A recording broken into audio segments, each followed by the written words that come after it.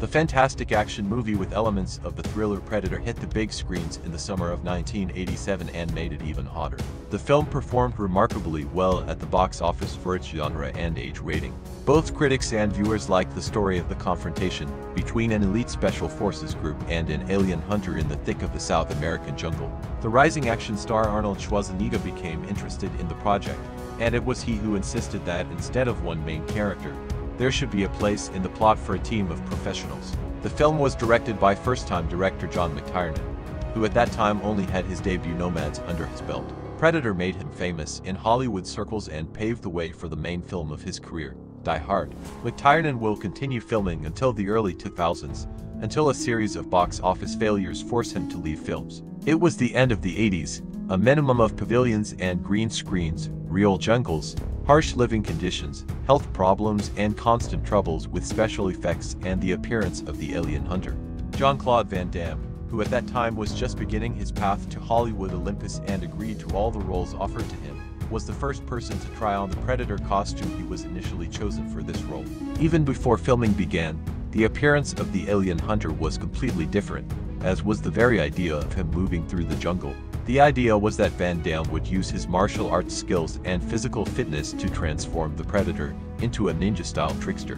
But the original design of the suit was too bulky and heavy. Poor fellow Jean-Claude simply physically could not make the required movements in it. In addition, the Belgian constantly complained that it was too hot inside the suit, and generally constantly expressed his dissatisfaction with the fact that the audience would not see his face. And his short stature, even in the Predator costume, did not inspire respect in comparison with Arnold and his team of bodybuilders. As a result, Van Damme was fired and replaced with the taller Kevin Peter Hall. The studio's insurance company did not agree to insure the film's production until a personal bodyguard was hired for actor Sonny Landham, and his task was unique in its own way: to protect the members of the film crew. On set, a bodyguard followed him around to make sure he didn't get into fights, as Landham had a reputation for being hot-tempered and violent, was a big fan of fighting.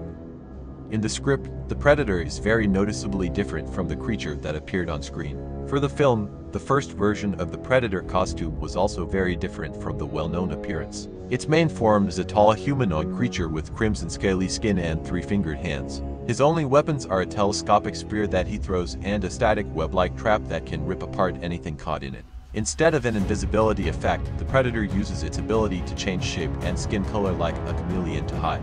In the book, they are a kind of shapeshifter, capable of imitating any form of organic life he chooses from the slightest physical contact. He is capable of transforming into any creature other than a human, which is one of the reasons he became so interested in our species. The alien hunter kills people not for fun, but rather out of curiosity. The way he horribly mutilates his prey is simply an attempt to study and better understand the characteristics of the human body. However, he keeps trophies taken from those he kills aboard his ship. The very first week of filming was a nightmare for the crew because the jungle was physically cramped. The crowding was caused by the presence of 300 Mexican workers, whom the local cinematographers union volunteered to help. McTiernan. The film was a joint American-Mexican production. They actually had nothing to do and only interfered with the process. Most of them had to be disbanded after paying the required salaries. These costs were included in the film's production budget. The director sought to create a tangible atmosphere of a well-coordinated team of soldiers. The actors trained together on site with weapons, did fitness together, and enjoyed a military training regime that began at 6 a.m. every day. In addition, each actor learned the silent hand gestures featured in the film. The film featured handheld shooting with the minigun for the first time in cinema. This weapon is most commonly mounted on a helicopter, and many modifications had to be made to make it useful for filming. It was powered by an electrical cable hidden in the front of the actor's pants. The rate of fire was reduced to about 1/3 the normal rate of fire, both to reduce blank cartridge consumption and to ensure that the rotation of the barrels was visible on film. Arnold later fired his machine gun in Terminator 2: Judgment Day. The film's production budget was $15 million. Worldwide box office gross, $98 million. For a fantasy action film with an adult rating, this was an excellent result. But what is much more important is that the film was very much loved by the audience and soon received cult status, giving the whole world such an unusual creature as the Predator.